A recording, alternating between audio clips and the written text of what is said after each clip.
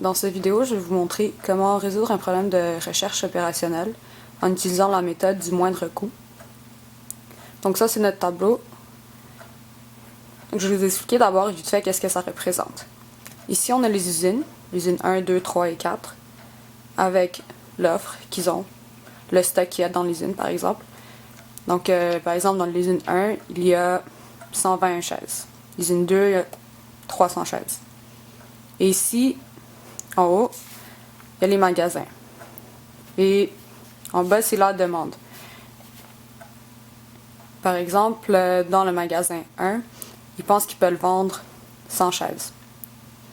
Et le but, c'est d'attribuer les chaises dans l'usine, dans les magasins. Les chiffres à l'intérieur du tableau, ça, c'est les coûts de transport. Donc, par exemple, pour envoyer les chaises de l'usine 1 au magasin 1, ça va coûter 5 $ par chaise. Donc, dans la méthode du moindre coût, ce qu'on veut faire, avant tout, c'est minimiser les coûts. Les coûts, c'est ici les chiffres à l'intérieur. Donc, ce qu'on va faire, c'est qu'on va trouver le coût le plus petit. On le voit tout de suite ici, c'est le 2 $. Pour 2 $, il y a 210 chaises qu'on peut vendre dans le magasin 1. Il y a 300 chaises dans l'usine 2. Donc, on prend le plus petit des deux, les 210, parce qu'on ne peut pas vendre plus que 210. 210, et ici, pour le magasin 2, la demande est comblée. On n'a plus besoin de chaises dans le magasin 2. Par contre, pour l'usine 2, il reste encore 90 chaises disponibles à envoyer dans d'autres magasins. Donc, avec le 2, c'est fait. Il y a encore, on ne barre pas cette ligne ici, parce qu'il y a encore les 90. On regarde le prochain. On regarde, c'est 4. 4 $. Donc, dans le 4, il y a 200 chaises dans le magasin, mais il y en a juste 90 à envoyer à partir de l'usine 2. Donc, on prend les 90 ici. C'est fini pour l'usine 2. L'usine 2 n'a plus de chaises à envoyer nulle part. Par contre, le magasin 5, lui, peut encore vendre 110 chaises. Donc, on fait juste barrer 200 ici et on laisse la ligne ouverte. On regarde le prochain. Le prochain, c'est 5. Sauf que il y a 5 ici et il y a 5 ici. Donc, comment on fait pour choisir entre les deux? C'est qu'il faut qu'on regarde où est-ce qu'on pourrait envoyer le plus.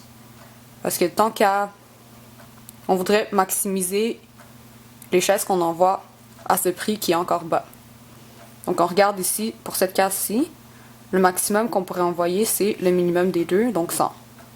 On pourrait envoyer 100 chaises de l'usine 1 au magasin 1, ou ici, on regarde, le minimum des deux, c'est 120. Donc, on peut envoyer 120 chaises de l'usine 1 au magasin 4. Donc, évidemment, on va prendre les 120 chaises. Là, l'offre ici, elle est comblée. Donc, l'usine 1 ne peut plus envoyer de chaises nulle part. Par contre, le magasin 4, ici, on lui a envoyé 120 chaises, mais lui, il peut en vendre 250. Donc, il reste encore 130 chaises à vendre. On regarde pour le prochain. 10, 11, 11, 15, 17, 18, 8. C'est le plus petit chiffre qui reste. Donc, on regarde le plus petit des deux.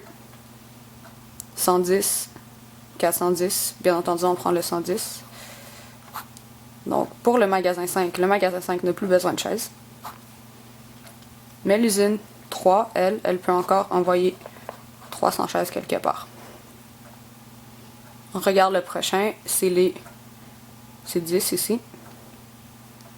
Le plus petit, magasin 1 peut recevoir 100 chaises, l'usine peut envoyer 300. Donc, on va envoyer les 100 chaises. Le magasin 1 n'a plus besoin de chaises. L'usine 3 a encore 200 chaises en stock. On continue. Donc, le prochain, c'est les 11. Pour 11, là, on a une situation spéciale encore.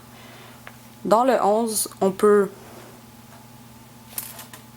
envoyer les 216 et on peut recevoir 216. Donc ça, c'est une situation un peu spéciale parce que ça va nous barrer une ligne et une colonne. Bien entendu, on prend les 200. Ici, on met 0. Ici, on met 0. Mais le problème, c'est que si on va barrer les deux colonnes, à la fin, il va nous manquer une case. Donc, ce qu'on va faire, c'est qu'on va mettre un 0 quelque part pour seulement barrer entièrement soit une ligne, soit une colonne. Pour ce faire, on va regarder dans lequel est-ce qu'il y a le plus petit coup. Ici, un 17, 12 et 15. Et dans le 12, on va mettre un 0. Et comme ça, barrer le reste. Il faut faire ça parce que si on ne le fait pas et qu'on fait juste barrer les deux, finalement, il n'y aura pas assez. Et on ne pourra pas trouver la solution optimale à la fin. Donc là, il nous reste 2 cases à remplir. On continue, donc 15, il y a 130 et 250. On prend le plus petit, 130. Le magasin 4, c'est fait. L'usine 4, 250 moins 130, ça fait 120. Et encore une fois, 120 et 120. Fini, on a complété le tableau. Donc pour calculer le coût total, il va falloir juste multiplier le nombre d'unités par le coût. Donc ça va être 120 fois 5 plus 210 fois 2 plus 90 fois 4 plus 200 fois 11